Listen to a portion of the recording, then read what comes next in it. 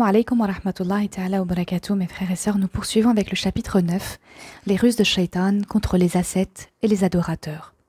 Il se peut que le profane entende parler du rejet de la vie matérielle dans le Saint-Coran et les hadiths, et pense alors que le salut réside dans le fait de la délaisser, sans comprendre vraiment ce qui est la vie matérielle rejetée. Shaitan le trompe ainsi, en lui faisant croire qu'il ne peut trouver le salut dans l'au-delà qu'en renonçant à la vie mondaine, ce qui le pousse à errer sans but en allant vers les montagnes et à s'écarter des prières du vendredi, de la vie en communauté et de la science, devenant ainsi comme une bête sauvage. Il lui donne l'impression que c'est cela, le vrai ascétisme. Mais pourquoi pas puisqu'il a entendu qu'un tel erre ça et là, et qu'un autre se consacre au culte dans la montagne. Il se peut même qu'il ait une famille qu'il a perdue à cause de son absence, ou qu'il ait une mère qui l'a fait pleurer en raison de sa séparation. Peut-être qu'il ne connaît même pas les piliers de la prière convenablement, ou qu'il a fait des injustices sans les avoir réparées. Shaitan arrive à tromper un tel homme en raison de son manque de savoir. Ce qui dénote son ignorance est son contentement de ce qu'il sait, car s'il avait côtoyé un jurisconsulte qui comprend bien les réalités, il lui aurait appris que ce n'est pas la vie matérielle en soi qui a été rejetée.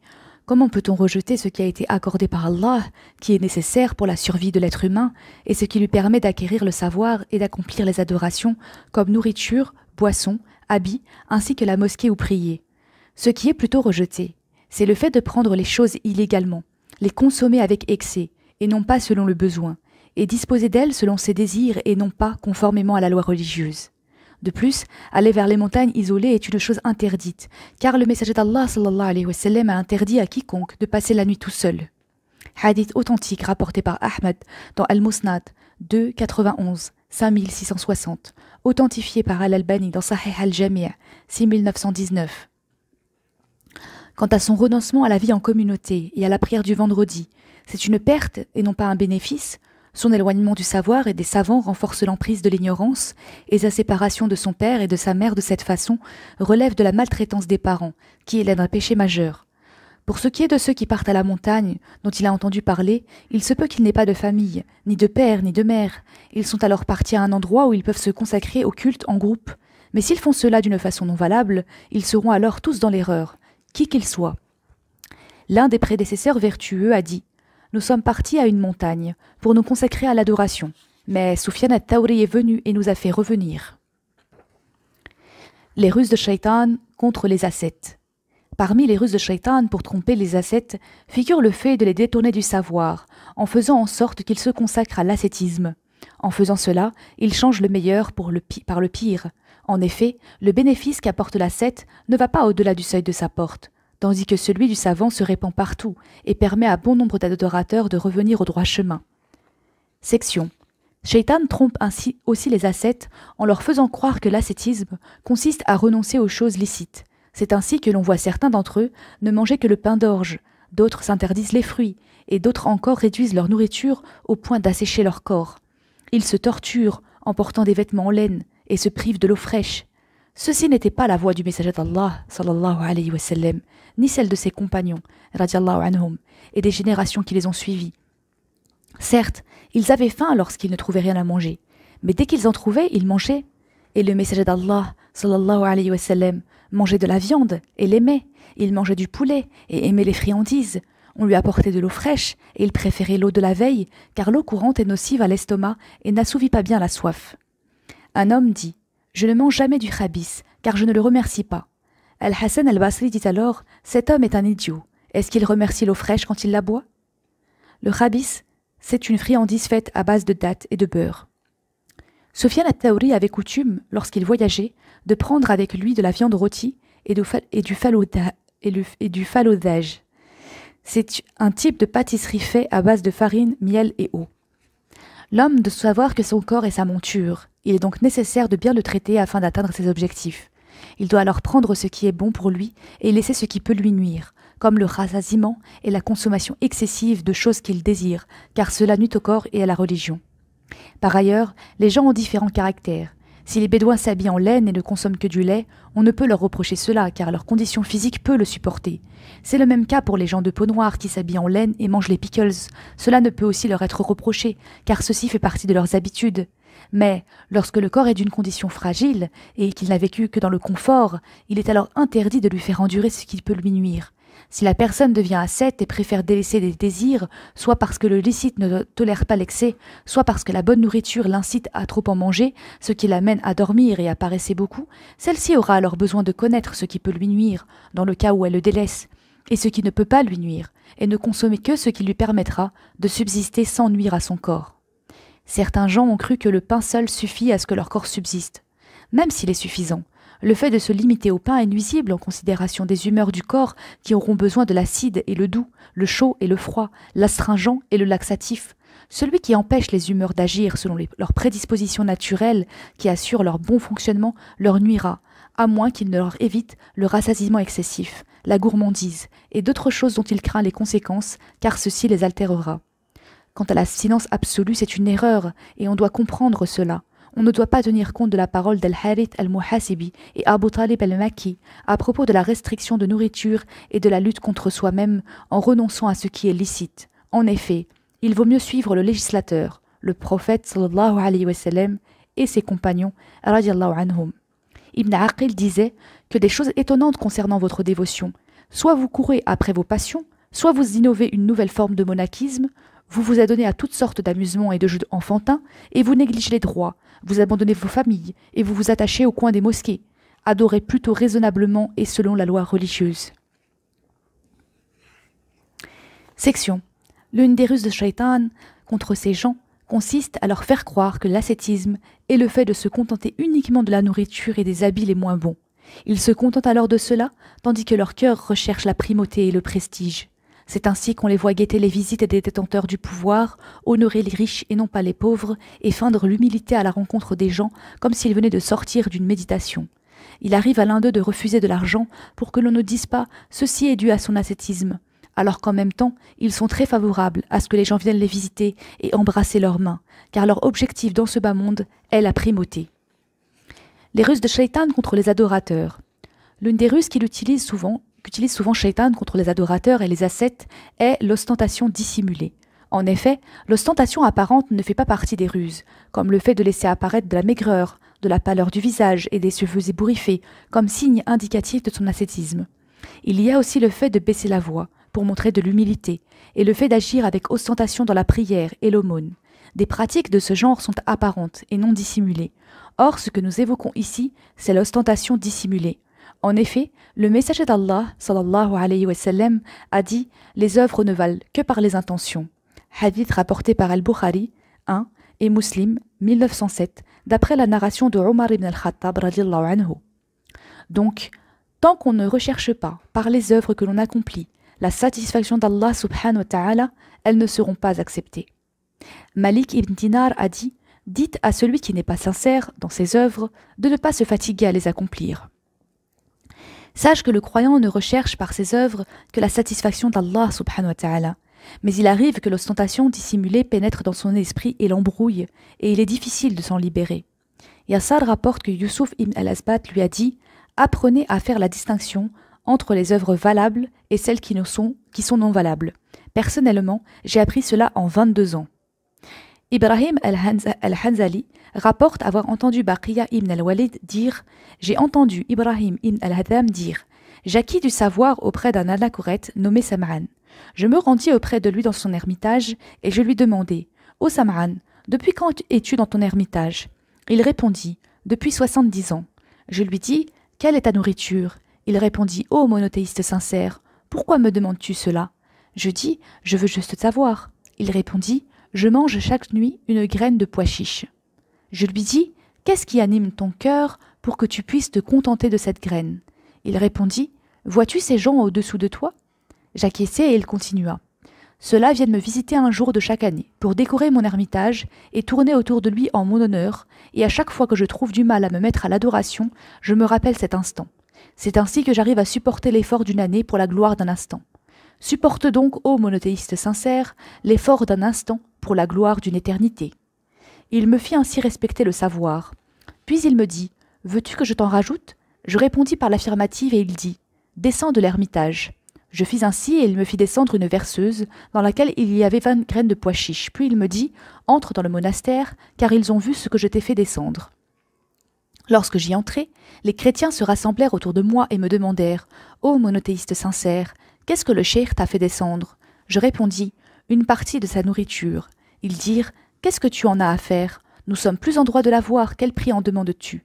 Je répondis 20 dinars. Ils me donnèrent alors 20 dinars. Je retournai ensuite auprès du cheikh et ce dernier me dit, tu as commis une erreur, car si tu avais demandé 20 000 dinars, il te les aurait donnés. Ceci est le prestige de celui qui ne l'adore pas. Pense alors à la gloire que tu auras auprès de celui que tu adores, ô monothéiste sincère. Rapproche-toi donc de ton Seigneur. En effet, c'est à cause de la crainte de l'ostentation que les vertueux ont dissimulé leurs œuvres afin de les préserver. Abdullah ibn al-Mubarak rapporte que Bakar ibn Abdillah entendit Wahb ibn Munabih dire « Il y avait un homme parmi les meilleurs gens de son époque. Les gens le visitaient et il leur faisait des sermons. Ils se rassemblèrent un jour autour de lui et il dit « Nous avons renoncé à la vie matérielle et nous nous sommes séparés de nos familles et de nos biens par crainte de la transgression. Mais là, je crains que nous soyons dans une forme de transgression bien plus grave que celle dans laquelle sont les gens riches par rapport à leurs biens. En effet, je vois que l'un d'entre nous aime que l'on réponde à ses besoins, qu'il soit favorisé lorsqu'il achète un bien, et qu'il soit salué et respecté lorsqu'il rencontre quelqu'un, et tout cela par égard pour son rang religieux. » Ces paroles se répandirent allant jusqu'à parvenir aux oreilles du roi. Celui-ci admira alors cet homme et alla le visiter afin de le saluer et de le voir. Lorsque cet homme le vit, on lui dit « Celui-là est le roi, venu à toi pour te saluer. » Il dit « Pour quelle raison ?» On lui répondit « Pour les paroles de ton sermon. » Il demanda alors à son serviteur s'il avait de la nourriture et il répondit « Il y a quelques fruits que tu mangeais pour rompre le jeûne. » Il lui ordonna ensuite de les apporter. Le serviteur les apporta dans une aire et les posa devant lui, et il se mit à en manger tandis qu'il jeûnait les jours successivement. Lorsque le roi arriva chez lui, il le salua, mais il lui répondit d'une voix basse et se remit à manger. Le roi dit ensuite « Où est l'homme ?» On lui répondit « Le voici. » Il dit « Est-ce celui qui est en train de manger ?» On acquiesça et il dit « Il n'y a aucun bien qui puisse venir de cet homme. » Puis il repartit. L'homme dit alors « Louange à Allah qui t'a éloigné de moi, comme il t'a fait venir. » L'auteur, rahimahullah, a dit selon une autre version rapportée par Wahb, il est dit « Lorsque le roi arriva auprès de cet homme, celui-ci plaça sa nourriture devant lui et se mit à former de grandes bouchées de légumes, les trempait dans l'huile et les mangeait voracement. Le roi lui dit « Comment vas-tu, ô un tel ?» Il répondit comme tous les gens. Le roi remit alors la bride à sa monture et dit « Il n'y a aucun bien qui puisse venir de cet homme. » L'homme dit « Louange à Allah qui l'a écarté de moi en ayant des reproches à mon égard. » Ibn Atta rapporte Al-Walid ibn Abdil Malik voulait investir de pouvoir Yazid ibn Marthad, mais lorsque celui-ci en fut informé, il s'habilla d'une fourrure en plaçant la peau contre son dos et les poils vers l'extérieur, prit dans sa main un morceau de pain et un os couvert de viande, et sortit sans mettre de chemise, ni de calotte, ni de sandales, ni de babouche. Il se mit ensuite à marcher dans les marchés et à manger. Lorsqu'on dit à Al-Walid que Yazid avait perdu son esprit, en lui racontant ce qu'il avait fait, il renonça à lui. Il existe beaucoup d'exemples de ce genre. Section. Parmi les ascètes, il y en a qui pratiquent l'ascétisme publiquement et discrètement, mais sachant qu'ils finiront par parler de leur renoncement à la vie matérielle à leurs compagnons ou à leurs femmes. Leur patience devient alors supportable, comme ce fut le cas de l'anachorète dont on a rapporté l'histoire avec Ibrahim ibn Adhem. En effet, si cet anachorète recherchait la sincérité dans son ascétisme, il aurait mangé avec sa famille autant de nourriture qui lui aurait suffi pour éloigner de lui la gloire et couper les discussions des gens à son sujet. Daoud ibn Abi Hind avait jeûné durant 20 ans, sans que sa famille ne le sache. Il prenait son repas avec lui, sortait au marché et le donnait comme aumône sur son chemin. Ainsi, les gens du marché croyaient qu'il avait mangé chez lui, et les membres de sa famille croyaient qu'il avait mangé dans le marché. Voilà comment étaient les gens. Section. Certains ascètes ont la capacité de s'isoler dans la mosquée, dans un couvent ou dans une montagne, et ce qui leur fait plaisir est de savoir que les gens soient informés de leur isolement. Il arrive à l'un d'eux de justifier son isolement, en disant qu'il est dû à sa crainte de voir des méfaits si jamais il sortait. Or ses intentions sont autres, comme par exemple l'orgueil et le mépris des gens.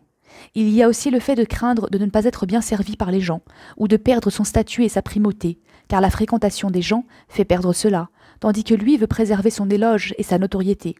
Il se peut même que son but soit de cacher ses défauts, ses turpitudes et son ignorance, afin que cela ne soit pas visible. Ces gens aiment qu'on leur rende visite, mais ils n'aiment pas rendre visite aux autres. Ils se réjouissent de voir venir à eux les gouverneurs, de voir les gens se rassembler devant leurs portes et d'embrasser leurs mains, mais en revanche, ils délaissent la visite des malades et le fait d'assister aux funérailles, tandis que leurs compagnons disent « Excusez le cheikh, ceci est son habitude ». En effet, il ne peut y avoir d'habitude si elle est contradictoire avec la loi religieuse. Il arrive à ce genre de personnes d'avoir besoin de nourriture sans trouver quelqu'un pour leur en acheter.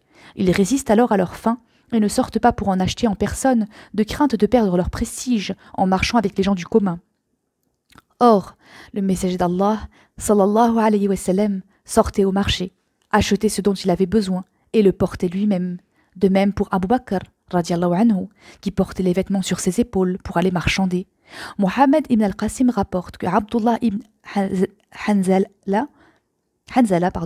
dit « Abdullah ibn Salem passa devant des gens portant sur sa tête un fagot de bois, et ils lui demandèrent « Qu'est-ce qui te pousse à faire cela alors que tu n'en as pas besoin grâce à Allah ?»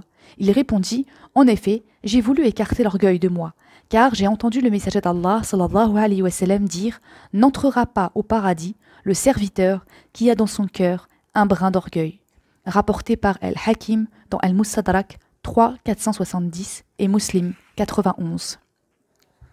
Section. Si l'on demande à certains ascètes de porter un vêtement doux, ils ne le feront pas, afin de ne pas rabaisser leur prestige en tant qu'ascètes. Ils ne mangent pas aussi si les gens les regardent, même au péril de leur vie, et ils se gardent de sourire sans parler du rire. Shaitan leur fait croire qu'en faisant cela, ils réforment les comportements. Or, ce n'est que de l'ostentation qui leur permet de préserver leur statut. On les voit alors baisser leur tête comme s'ils sont tristes, mais lorsqu'ils se retrouvent tout seuls, on les voit bondir comme des lions voraces. Section. Les musulmans prédécesseurs s'écartaient de tout ce qui pouvait les faire remarquer et fuyaient les endroits où l'on signalait leur présence. Abdullah ibn Khafif rapporte que Yusuf ibn Asbat a dit « Je partis de Sabaj à pied jusqu'à arriver à Al-Mississa, portant mes besasses sur mes épaules. Un homme se leva et me salua à partir de sa boutique et un autre fit de même. Je posai alors mes besasses et j'entrai à la mosquée pour accomplir de raka'a. Les gens se mirent alors à m'observer tandis qu'un homme me regardait au visage. Je me dis alors « Pour combien de temps mon cœur endurera cela ?» Je pris ensuite mes besasses et je repartis à Sabaj avec ma sueur et ma fatigue. Je ne retrouvai ainsi mon cœur qu'après 2 ans. Section. Certains ascètes portent des vêtements déchirés, sans les raccommoder, n'ajustent pas leur turban et ne peignent pas leur barbe pour montrer qu'ils n'ont aucun intérêt pour la vie matérielle. Ceci est une forme d'ostentation.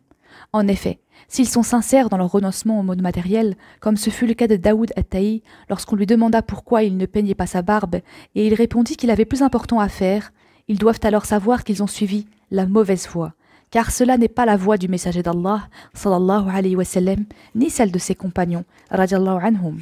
En effet, le messager d'Allah, sallallahu alayhi wa sallam, peignait ses cheveux, se regardait dans le miroir, enduisait ses cheveux et se parfumait, alors qu'il était celui qui se consacrait le plus à l'au-delà parmi toutes les créatures.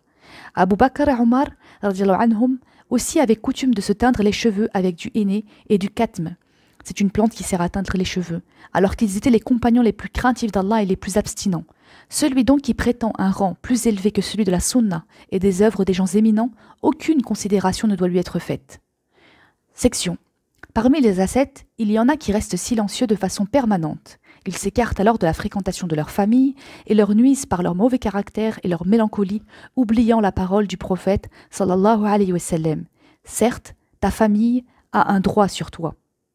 Effectivement, le messager d'Allah sallallahu alayhi wa sallam avait coutume de plaisanter et de jouer avec les enfants.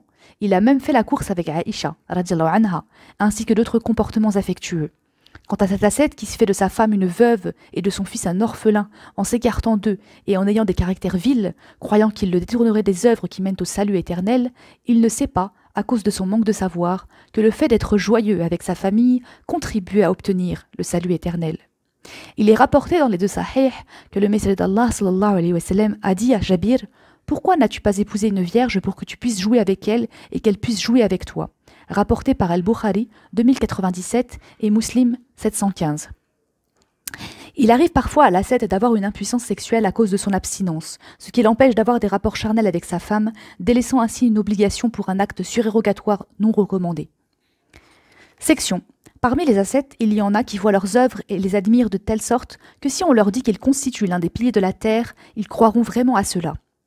Il y en a aussi ceux qui s'attendent à l'apparition de leurs prodiges, imaginant que s'ils se rapprochaient de l'eau, ils pourraient marcher dessus.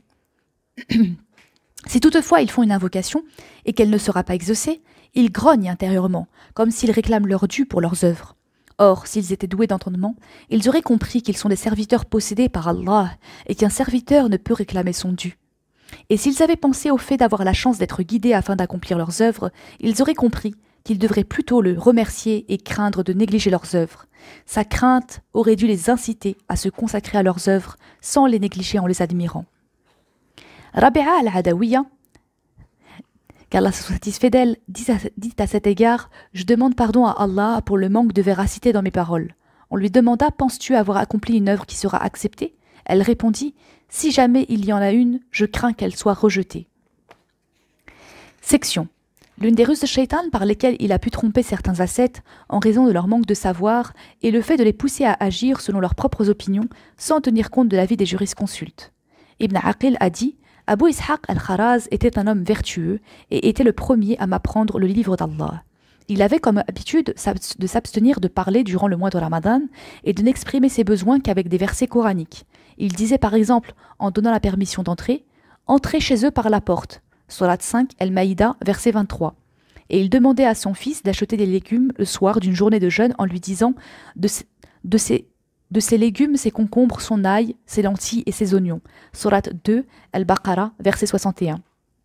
Je lui dis alors, ce que tu fais en le croyant être une adoration est en effet une désobéissance, mais cela lui déplut. Je dis alors, ce noble Coran a été révélé pour expliquer les prescriptions religieuses, il ne doit donc pas être utilisé pour des affaires mondaines. Il me laissa ainsi sans écouter l'argument. L'auteur, rahimahullah, a dit « Il arrive parfois à l'ascète qui a peu de connaissances d'entendre quelque chose des profanes et il donne un avis religieux à son sujet. Abu Hakim Ibrahim ibn Dinar, le jurisconsulte, me raconta qu'un homme lui demanda son avis religieux à propos de la femme que l'on répudie 3 fois, c'est-à-dire le divorce irrévocable en répudiant la femme 3 fois, et qui accouche d'un garçon, voulant savoir si elle est licite à son mari ou pas. Abu Hakim lui répondit par la négative. Al-Sharif ad-Duhali était alors auprès de lui et il était connu pour son ascétisme et jouissait d'une grande estime auprès des profanes. Celui-ci lui dit « Elle est plutôt licite ». Abu al-Hakim lui répondit « Personne n'a déjà donné cet avis ». Il dit « Par Allah, j'ai donné cet avis religieux à partir d'ici jusqu'à Basora ». L'auteur, rahimahullah, a dit « Regarde ce que fait l'ignorance aux ascètes ignorants. Ajoutez à cela la préservation de leur prestige par crainte d'être considérés comme ignorants. Les musulmans prédécesseurs désapprouvaient que l'ascète donne des avis religieux en dépit de ses grandes connaissances, car il ne réunissait pas les conditions requises pour le faire. Que dire alors s'ils voyaient les ascètes d'aujourd'hui qui confondent les fatwas avec leurs propres opinions? Ismaïl ibn Shaba rapporte « Je me rendis auprès d'Ahmed ibn Hanbal alors qu'Ahmed ibn Harb venait juste d'arriver de la Mecque. Ahmed ibn Hanbal me demanda alors « Qui est ce Khorasani qui vient d'arriver ?» Je me mis alors à lui décrire son ascétisme et sa dévotion lorsqu'il me dit « Il ne convient pas à celui qui prétend autant de choses de se mêler des fatwas. » Section. Shaitan trompe aussi les ascètes en les poussant à mépriser et à blâmer les savants, disant que le but c'est la pratique de la religion et non pas le savoir.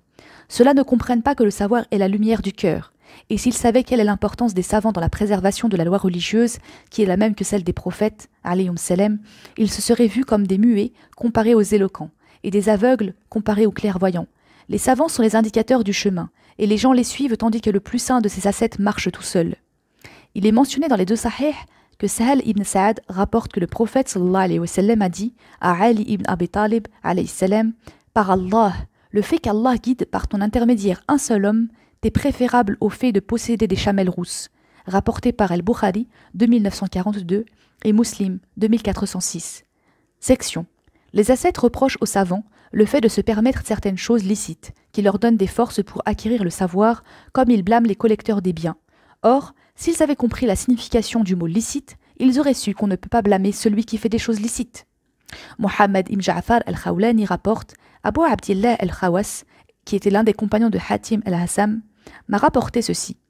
Nous entrâmes avec Hatim al-Balkhi ar-Ray, qui était accompagné de 320 de ses compagnons, voulant accomplir le Hajj.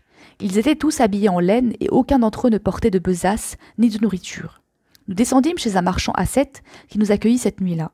Le lendemain, celui-ci dit à Hatim « Oh Abu Abderrahman, as-tu besoin de quelque chose? Car je veux rendre visite à l'un de nos jurisconsultes qui est malade. » Hatim lui répondit « Si l'un de vos jurisconsultes est malade, il faut savoir alors que la visite du jurisconsulte a un grand mérite et le fait de se soucier de lui est une adoration.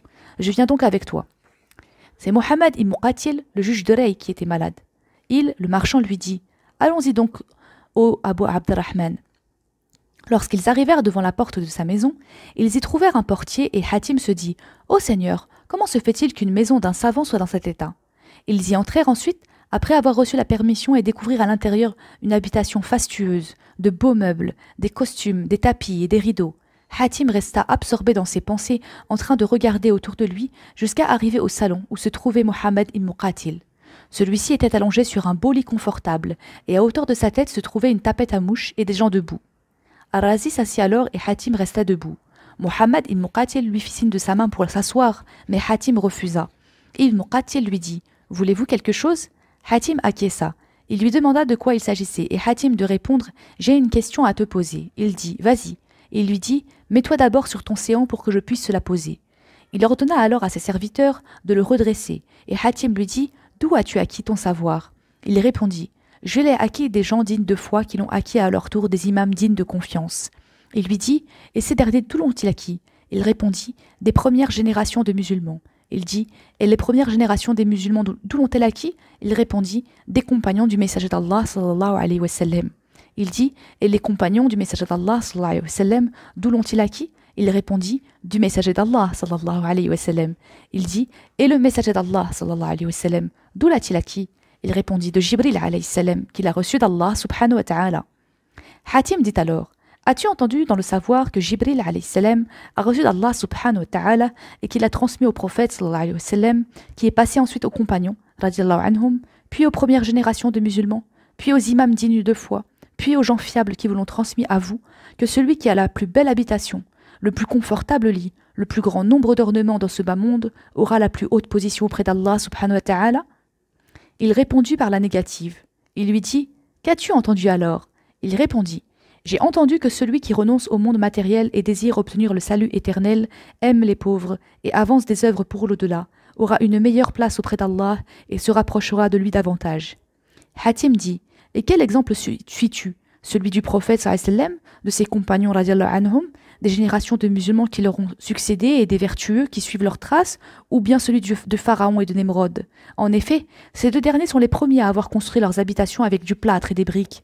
Ô mauvais savant, l'ignorant qui désire ardemment le monde matériel pourrait dire « Du moment que ce savant vit dans une telle situation, pourquoi pas moi ?» Hatim sortit ensuite de chez Mohammed ibn Muqatil et la maladie de ce dernier s'aggrava. Lorsque les gens de Rey apprirent ce qui s'était passé entre Hatim et Ibn Muqatil, ils informèrent Hatim que Mohammed ibn Ubayd at-Tanafisi, qui vit à Qazwin, possédait plus de biens qu'Ibn Muqatil. Il alla alors le voir, entra chez lui et le trouva en train de parler avec des gens qui étaient auprès de lui. Il lui dit « Qu'Allah vous fasse miséricorde. Je suis un non-arabe venu à toi, afin que tu m'apprennes le principe de ma religion et la clé de ma prière, c'est-à-dire comment faire les ablutions avant de prier. » Il répondit « Bien sûr, avec plaisir. Ô serviteur, apporte-moi un récipient contenant de l'eau. » Le serviteur lui apporta alors de l'eau dans un récipient, et Mohammed ibn Ubayd s'assit, puis accomplit ses ablutions 3 fois, et il dit « C'est ainsi qu'on fait, à ton tour. » Hatim répondit « Laisse-moi ta place, qu'Allah te fasse miséricorde, pour accomplir les ablutions devant toi, pour que ce soit plus sûr pour moi. » At-Tanafisi se leva alors, et Hatim s'assit à sa place, et commença à accomplir ses ablutions, en se lavant le visage 3 fois, puis lorsqu'il arriva à ses bras, il les lava 4 fois, à la suite de quoi At-Tanafisi lui dit « Tu as dépassé la mesure. » Hatim lui répondit « En quoi j'ai dépassé la mesure ?» Il lui dit « Tu t'es lavé le bras 4 fois. » Il répondit « Gloire à Allah, ai-je dépassé la mesure avec une poignée d'eau, alors que toi, tu ne l'as pas dépassé avec tout ce que je vois ?» At-Tanafisi comprit alors que c'était lui qu'il visait. Il s'enferma ainsi chez lui et ne sortit pour voir les gens qu'après 40 jours. Hatim partit ensuite au Hejaz, et lorsqu'il arriva à Médine, il voulut débattre avec les savants religieux de la ville. Lorsqu'il y entra, il dit « Ô gens, quelle est cette ville ?» Ils répondirent « C'est la ville du messager d'Allah, sallallahu alayhi wa sallam. » Il dit « Où est le palais du messager d'Allah, sallallahu alayhi wa sallam, pour que j'y aille afin de prier 2 rak'a ?» Ils répondirent « Le messager d'Allah, sallallahu alayhi wa sallam, ne possédait pas de palais. Il n'avait qu'une toute petite maison. » Il dit « Où sont donc les palais de sa famille, de ses compagnons et de ses épouses ?» Ils répondirent « Il ne possédait pas de palais. Il n'avait que de toutes petites maisons. » Hatim dit alors « Cette ville est donc celle du pharaon. » À ces mots, les gens l'insultèrent, puis l'amenèrent au gouverneur à qui ils dirent « Ce non-arabe a dit que cette ville est celle du pharaon. » Le gouverneur lui demanda « Pourquoi as-tu dit cela ?» Hatim répondit « Sois patient avec moi, ô gouverneur. Je suis un étranger qui est entré dans cette ville et qui a cherché à savoir dans quelle ville il est. Les gens m'ont alors dit que c'est la ville du messager d'Allah, sallallahu alayhi wa sallam. Je les ai ensuite interrogés à propos du palais du messager d'Allah, sallallahu alayhi wa sallam, et ceux de ses compagnons. Et ils m'ont dit qu'ils avaient de toutes petites maisons. Or, il se trouve que j'ai entendu un verset où Allah subhanahu wa ta'ala dit « Vous avez dans le prophète de Dieu un si bel exemple. Surat 33, Al-Ahzab, verset 21. C'est pourquoi je me suis demandé quel est le modèle que vous suivez, celui du messager d'Allah, sallallahu alayhi wa sallam, ou celui du pharaon. L'auteur, rahimahullah, a dit « Malheur aux savants d'un ascète ignorant qui se satisfait de ses œuvres et considère les actes surérogatoires comme des obligations.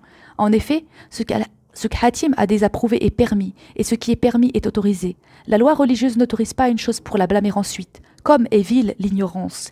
Si Hatim les avait exhortés à être plus modérés dans leur façon de vivre pour que les gens les prennent pour modèle, cela aurait été plus juste. Que dirait cette personne, Hatim, si elle avait entendu qu'Abdurrahman ibn Aouf, Az-Zubayr ibn al-Awwam, Abdullah ibn Mas'ud et quelques autres compagnons, radiallahu anhum, avaient laissé des richesses immenses.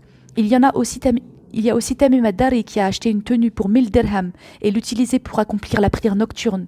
Il est un devoir pour l'ascète d'apprendre le savoir auprès des savants. Et s'il ne le fait pas, qu'il se taise. Malik ibn Dinar a dit « Le diable joue avec les lecteurs, les croyants, comme les enfants jouent avec les noix. » Habib al-Farisi a dit « Par Allah, le diable joue avec les lecteurs comme les enfants jouent avec les noix. » L'auteur, rahimallah, a dit « Les lecteurs désignent ici les ascètes. Ce fut leur ancienne appellation qui était bien connue. C'est Allah qui guide vers la rectitude et c'est vers lui que se fera